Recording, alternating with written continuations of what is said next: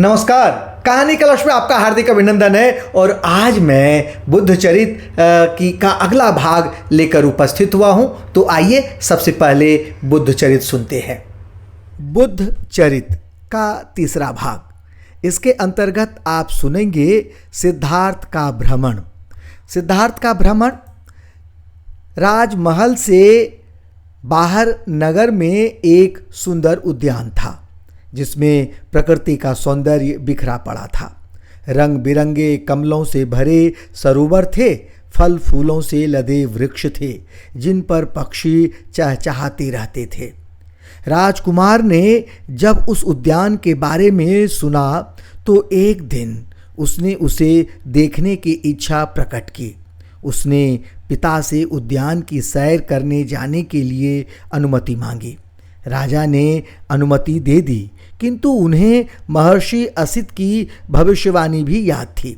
उन्होंने तुरंत अपने सेवकों को आदेश दिया कि ऐसी व्यवस्था की जाए कि राजकुमार को मार्ग में कोई रोगी या वृद्ध दिखाई न दे। रास्ते में दिखाई देने वाला सब कुछ सुंदर और आनंदप्रद हो। राजा के आदेश का बड़े ध्यान से पालन किया गया। राजा ने जो कुछ भी कहा उसे एक एक कर उनके सेवकों ने उसका पालन किया। राजमहल से उद्यान तक के रास्ते को सुंदर ढंग से सजाया गया। रास्ते से पीड़ित, रोगी और वृद्ध व्यक्तियों को हटा दिया गया। राजकुमार सिद्धार्थ अपने कुछ मित्रों के साथ राजमहल के पूर्वी द्वार से बाहर निकला। वह रत्न जड़ित सुसज्जित रथ पर सवार था, जिसे 4 शानदार घोड़े खींच रहे थे। राजकुमार के दर्शन के लिए स्त्री, पुरुष और बच्चे घरों से बाहर आए। राजपथ पर अपार जनसमूह एकत्र हो गया। वे सब राजकुमार का अभिनंदन कर रहे थे। राजकुमार यह सब देखकर बहुत प्रसन्न हुआ था। राजकुमार को इस प्रकार प्रसन्न देखकर देवताओं को चिंता हुई कि यदि कुमार के मन में वैराग्य भाव पैदा नहीं हुआ तो क्या होगा। तभी राजपथ पर एक बूढ़ा व्यक्ति आता दिखाई दिया। उसके हाथ में छड़ी थी, कमर झुकी हुई, आंखें अंदर तक धंसी हुई, गाल पिचके हुए तथा चेहरे पर असंख्य झुर्रियां थीं। सिद्धार्थ ऐसे व्यक्ति को देख चौंक गया। उसे वह व्यक्ति सबसे अलग दिखाई दिया। उसने अपने सारथी से पूछा, हे सारथी, इस व्यक्ति को क्या हुआ है? इसका शरीर इतना जर्जर क्यों है? क्या यह व्यक्ति हमेशा से ऐसा ही था? न चाहते हुए भी सारथी को राजकुमार के प्रश्नों का उत्तर देना पड़ा और कोई रास्ता न था। सारथी ने राजकुमार को बता दिया, कुमार, यह इस व्यक्ति की वृद्धावस्था है। इसमें मनुष्य का रूप और शक्ति नष्ट हो जाती हैं। उसकी स्मृति खो जाती है। इंद्रियां काम नहीं करती हैं। राजकुमार को इससे पहले वृद्धावस्था के बारे में कुछ भी मालूम न था। सारथी की बातें सुनकर उसे बड़ा आश्चर्य हुआ और धक्का सा लगा। उसने सारथी से पूछा, क्या सभी मनुष्य की ऐसी दशा होती है? क्या मैं भी बूढ़ा हो जाऊंगा? सारथी ने उत्तर दिया। उत्तर देते हुए सारथी ने कहा कि हाँ कुमार, काल क्रम से प्रत्येक मनुष्य इस दशा में पहुंचता है। समय आने पर आपको भी वृद्धावस्था आएगी। इस वृद्ध व्यक्ति ने भी एक समय माँ का दूध पिया था, फिर किशोरावस्था और युवावस्था को पार करता हुआ इसका सौंदर्य युक्त शक्तिशाली शरीर इस जर्जर अवस्था में पहुंचा है। सारथी का उत्तर सुनकर राजकुमार सिद्धार्थ विचार मग्न हो गया। यह सोच कर कि सामने खड़ी यह प्रसन्नचित्त जनता मेरे पिता यशोधरा पुत्र राहुल भी क्या ऐसे ही हो जाएंगे? राजकुमार चिंतित हो उठा। उसने सारथी को रथ को वापस राजमहल ले चलने के लिए आज्ञा दी। उद्यान की सैर किए बिना ही सिद्धार्थ भारी मन से राजमहल लौट आया और बुढ़ापे के बारे में ही सोचने लगा। उसके मन में अपने प्रश्न घुमड़ रहे थे जिनका उसके पास कोई उत्तर नहीं था।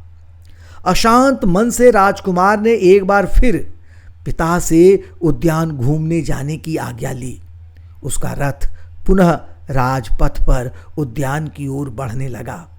तभी उसकी दृष्टि मार्ग में एक दुबले पतले कमजोर से व्यक्ति पर पड़ी जो पीड़ा से कराह रहा था। उससे चला भी नहीं जा रहा था।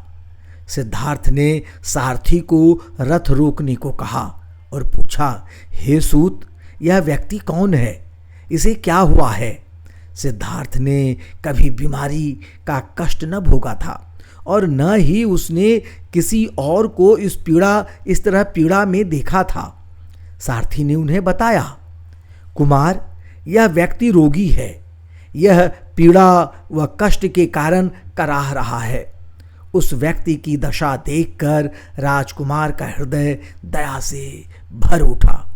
उन्होंने सारथी से फिर पूछा, रोग कैसे हो जाता है? क्या किसी को भी रोग लग सकता है? सारथी ने उत्तर दिया, सब शरीरधारियों को रोग लग सकता है। धनी, निर्धन, बच्चे, जवान, मूर्ख, बुद्धिमान सभी रोगी हो सकते हैं। सारथी का उत्तर सुनकर सिद्धार्थ भीतर तक कांप गया। उसकी बेचैनी और बढ़ गई। उसे लगा कि संसार के सब सुख भोग व्यर्थ हैं। दुखी होकर उसने सारथी को वापस राजमहल चलने को कहा। राजमहल लौटकर भी राजकुमार बुढ़ापे और रोग के विषय में ही सोचता रहा। वह जितना सोचता उसकी चिंता और भय बढ़ता ही जाता। महाराज शुद्धोधन को जब कुमार के 2 बार दुखी मन से लौटने की सूचना मिली तो वे चिंतित हो उठे। उन्होंने सारथी को बुलाकर इसका कारण पूछा। सारथी ने सारा वृत्तांत कह सुनाया। महर्षि असित की भविष्यवाणी के भय से महाराज ने अपने अधिकारियों को इतनी सावधानी बरतने के आदेश दिए थे। उनके प्रयत्नों के असफल हो जाने पर महाराज को लगा कि शायद यही नियति को मंजूर है। इसी कारण उन्होंने अपने क्रोध के बावजूद अधिकारियों की असफलता पर उन्हें दंडित नहीं किया। राजकुमार को किस प्रकार सांसारिक सुखों में लिप्त रखा जा सकता है, इस विषय पर महाराज ने अपने मंत्रियों से विचार विमर्श किया। उनकी सलाह से राजमहल में महाराज ने अंतःपुर में आमोद प्रमोद और भोग विलास की और अच्छी व्यवस्था करा दी ताकि राजकुमार उनमें डूबकर महल छोड़कर कहीं और चले जाने का विचार न करें। किंतु राजमहल के सुखों में सिद्धार्थ को कोई शांति नहीं मिल रही थी। राजा ने सोचा कि नगर भ्रमण से शायद कुमार का मन बदल जाए। उन्होंने राजकुमार के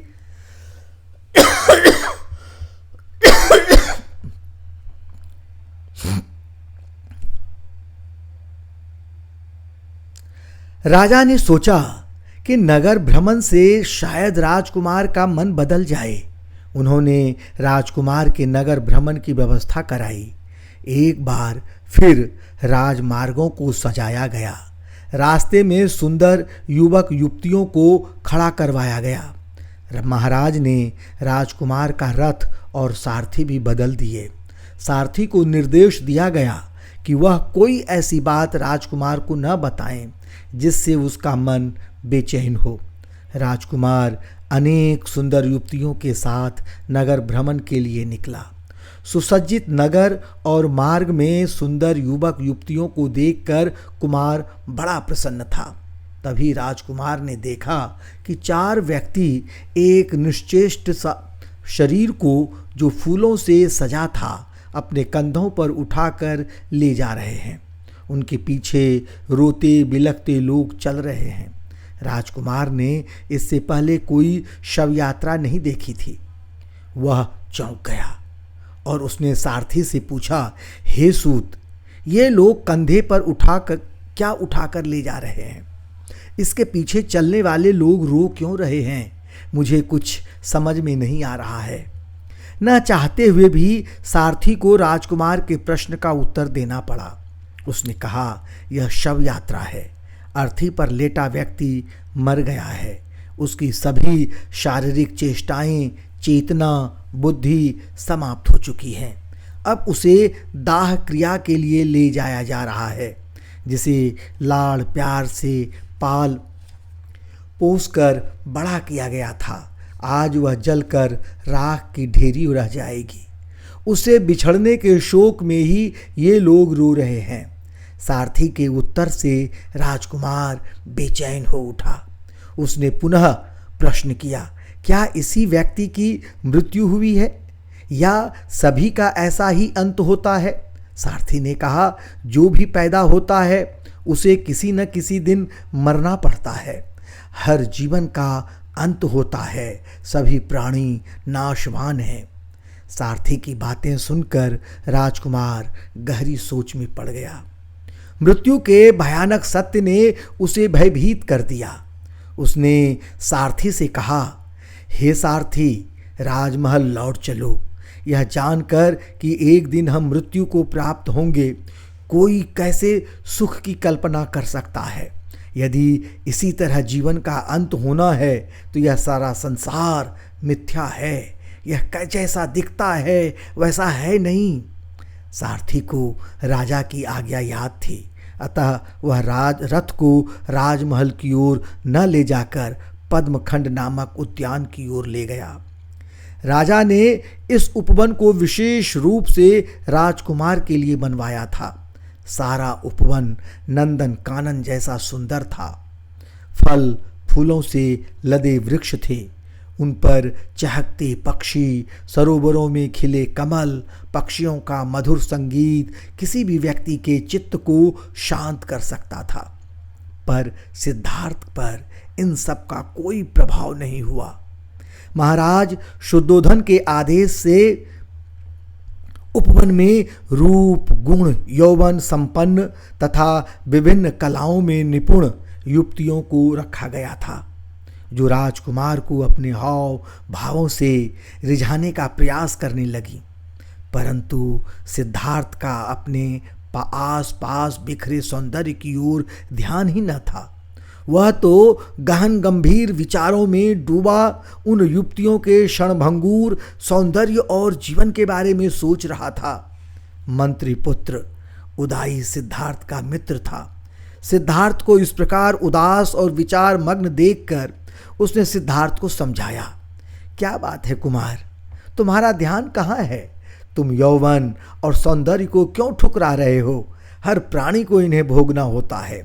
सिद्धार्थ ने गंभीर वाणी में उत्तर दिया, मित्र, मैं इन्हें ठुकरा नहीं रहा हूँ, किंतु यह जानकर कि यह यौवन, सौंदर्य, संसार की सभी वस्तुएं नश्वर हैं, क्षणभंगुर हैं, मेरा मन इसमें नहीं रमता।